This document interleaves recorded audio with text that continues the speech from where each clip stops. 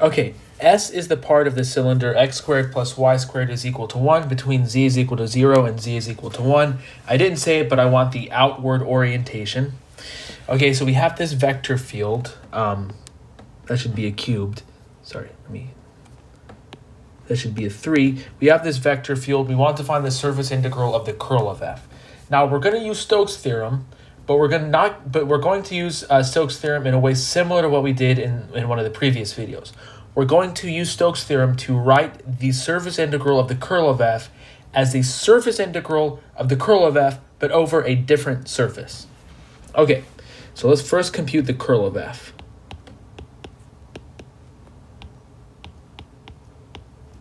I always do this. This is partial x, partial y, partial z, zy cubed minus zx cubed z.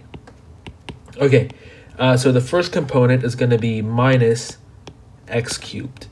The second component is going to be just y cubed.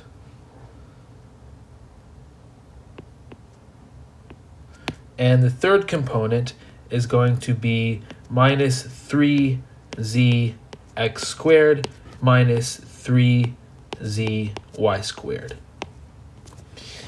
Okay, so what's going to happen here? So this is the curl of f. Now, if we wanted to use Stoke's theorem to compute this as a line integral, this is what we would do. There are two boundaries. There's the boundary circle in the z equals 0 plane, and there's the boundary circle in the z equals 1 plane. So let's look at the boundary circle in the z is equal to 1 plane.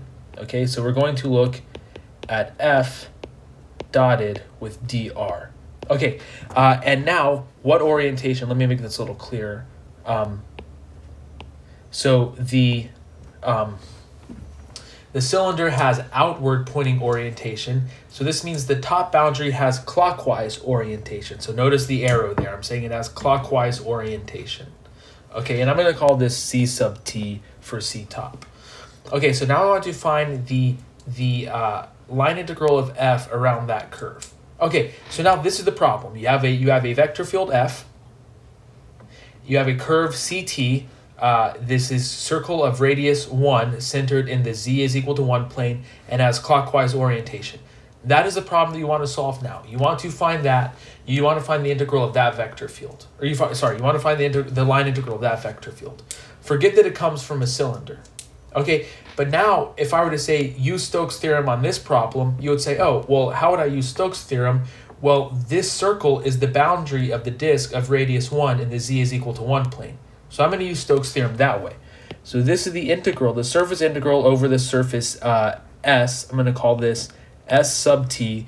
What is S sub t? This is the disk of radius 1 in the z is equal to 1 plane.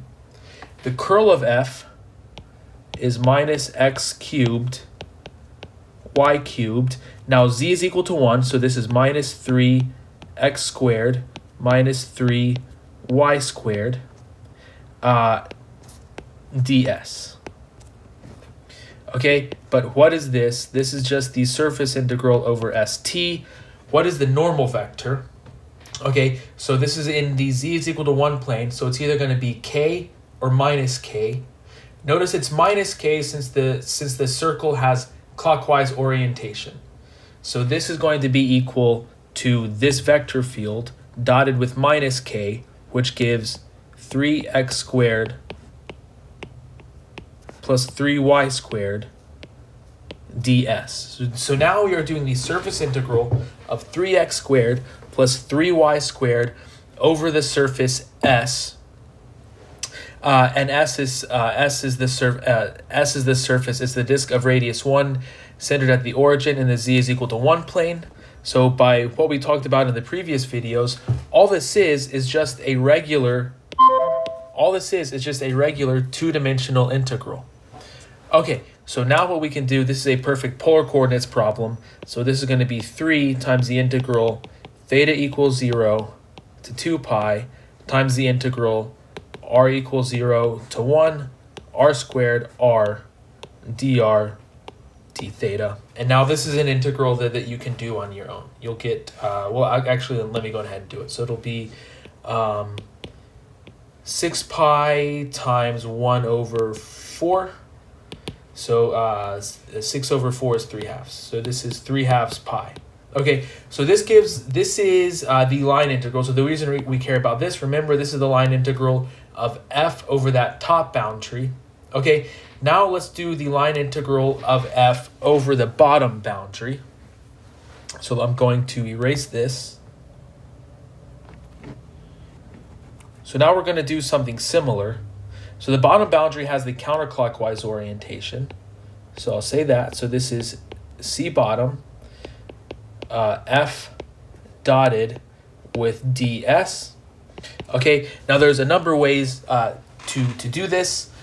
First, notice that every component of f has a z, and z is equal to 0. So we know right away that this is going to be equal to 0.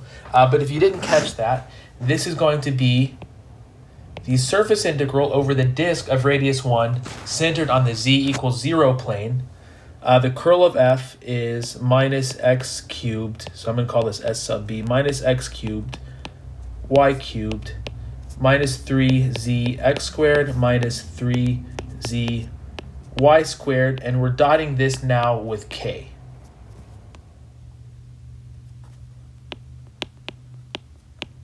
And we're doing the surface integral of this scalar field. Okay, well, notice that z is equal to 0, so this is just going to be the integral over sb of 0 dotted with k hat ds, which is equal to 0. Okay, where does k hat come from? The normal vector for the circle of radius 1 centered at the origin in the z equals 0 plane is k. It's either going to be plus or minus k, but the surface on the cylinder, the orientation on the cylinder tells us that the orientation on the boundary circle has to be counterclockwise. The orientation on the counterclockwise orientation on the boundary circle tells us that the orientation on the disk of radius 1 in the z equals 0 plane has to be pointing upwards. In other words, k. Okay, so if you had trouble following this, go back and do it again. This is similar to the example we learned in the last video.